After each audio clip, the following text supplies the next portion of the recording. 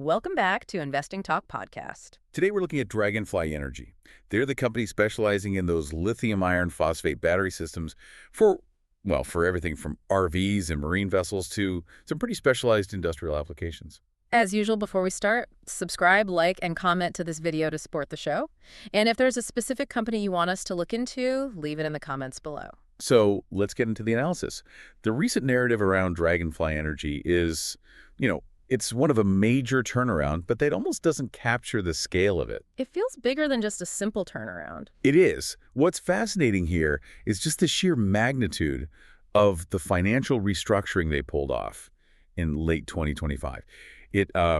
It basically pivoted the company away from just survival mode and toward focused growth. Okay, let's unpack this, because anyone following this name knows there were some pretty significant balance sheet concerns earlier in the year.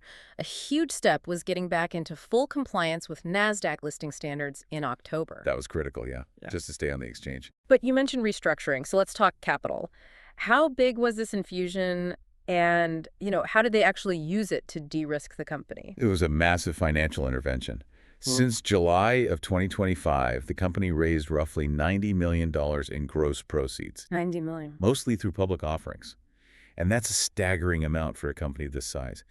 The critical thing, though, is this wasn't just for working capital. It was targeted entirely at cleaning up the balance sheet. So that capital had a very specific mission. How'd they wipe the slate clean? They executed a really comprehensive debt restructuring. They amended their senior secured term loan and used a big chunk of that new equity to immediately prepay $45 million of the loan. Okay, so half of it gone right there. Right. And then critically, they did an exchange, converting another $25 million of the loan principal into Series B preferred stock. And to cap it all off, they negotiated $5 million of principal forgiveness. Hang on, let me make sure I'm following the mechanics here for everyone listening. They essentially took $75 million of high-interest debt and either paid it down or converted it to equity. Plus, they got $5 million just wiped off the top. Precisely. That materially reduced the debt burden, and maybe just as importantly, it reset their minimum liquidity covenant. Ah, the covenant. That's always the killer. It is. It dictates how much cash they have to keep on hand, and it was reset to just $5 million. Before this, that covenant was much, much tighter, meaning they were constantly under short-term liquidity stress. Now they have a real cushion. Management is right to call it transformative. It sounds like the financial engineers did their job then. They bought the company freedom. But that brings us to the commercial question. Are they selling products people want, and are those sales profitable? Right, because a fresh balance sheet doesn't fix a broken business model. And that's the perfect transition. We saw that bridge from financial stability to operational performance in their Q3 results. And this is where it gets really interesting. Net sales reaccelerated to $16 million. $16 million. And what was the growth on that? That's up a robust 25.5% year over year. Wow. 25% growth in one quarter, right after a huge overhaul. That's a massive inflection point compared to the revenue declines they were seeing before. It suggests their focus is starting to pay off. And the margin story is, I think, even better. It confirms the underlying health of the business model. Gross margin expanded by a staggering 710 basis points. 710, that's enormous. What's driving that? Is it just higher prices, or is this something more structural? It's largely structural. It suggests they're benefiting from a few things. First, optimizing their supply chain. Second, improving their internal efficiencies. And third, and this is the big one, changing their revenue mix. The shift to OEM. Exactly. The shift toward higher margin integrated OEM systems is just inherently more profitable than selling, individual aftermarket parts. They're not just selling more, they're optimizing the whole process. Let's talk about the bottom line then. The restructuring probably came with some one-time charges, so the GAAP net loss was still high. But for a growth company like this, the market is looking at adjusted EBITDA. What did that look like? Well, even though they still posted a GAAP net loss, the adjusted EBITDA loss narrowed significantly. It went from a negative $5.5 million down to just negative $2.2 million year over year. So a $3.3 million improvement. Right. That improvement, combined with a margin expansion, it really speaks volumes about the scalability here. There's still loss-making, sure, but the direction of travel is highly positive. It shows a clear path to eventual cash flow neutrality. So the foundation is set, operations are pointing the right way, sales up, margins improving. What is their core competitive advantage? Where is this growth actually coming from? It's clearly their expansion into the original equipment manufacturer, or OEM, channels. In Q3, OEM net sales surged. Get this, 44.3% year over year, 44%. reaching 10.7 million. So Good. OEM sales are now the majority of their revenue, which is a massive strategic shift away from relying so heavily on the aftermarket. It makes their revenue much stickier. A 44% surge in OEM means they're winning major design deals. But why are they succeeding here? What's the secret sauce? It's because they aren't selling a commodity battery cell. They're specializing in proprietary live pool for deep cycle systems. These are integrated platforms designed for tough, mission-critical environments. So the moat is in the vertical integration. Exactly. They don't just give you the battery cells, they provide the entire system. The management software, the alternator regulators, the monitoring, all of it. That ecosystem approach, that creates really high switching costs for partners, right? If you're a boat builder, why can't you just go find a cheaper supplier? The switching cost isn't just financial. It's about reliability. It's about validation. If that power system fails on an RV in the middle of nowhere, or worse, on a boat 400 miles offshore, the OEM's reputation is toast.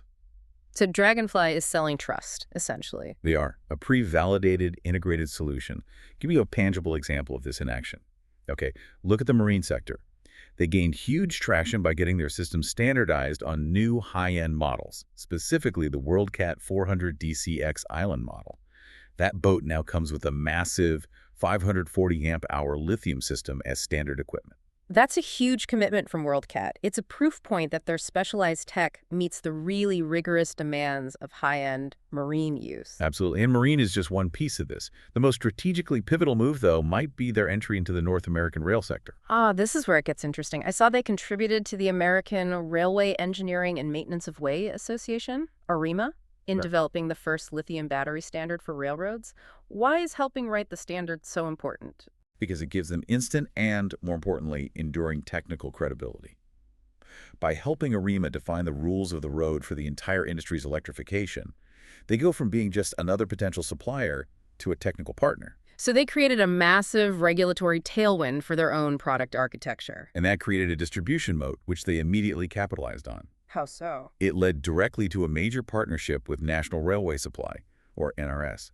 That partnership makes Dragonfly the first lithium battery offering in the entire NRS portfolio for North American rail customers. The first one.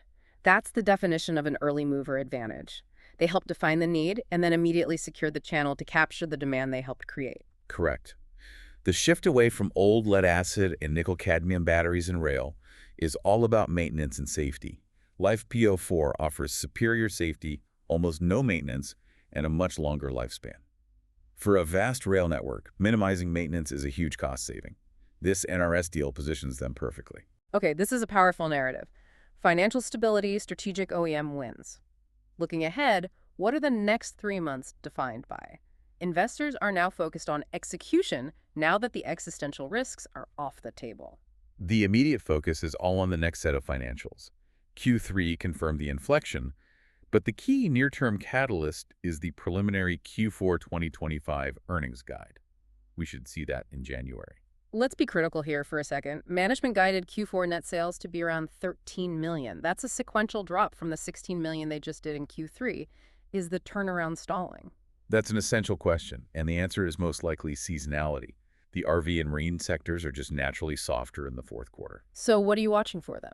The key things are whether they maintain year-over-year growth, and critically, whether they maintain that impressive margin resilience. If margins hold near 30%, even on lower sales volume, that proves the efficiency gains are structural. And outside of earnings, we have the capital markets events that can influence trading. Absolutely. The investor community is watching the ETF rebalancing review in December. Getting a bigger weighting in major ETFs can drive significant buying.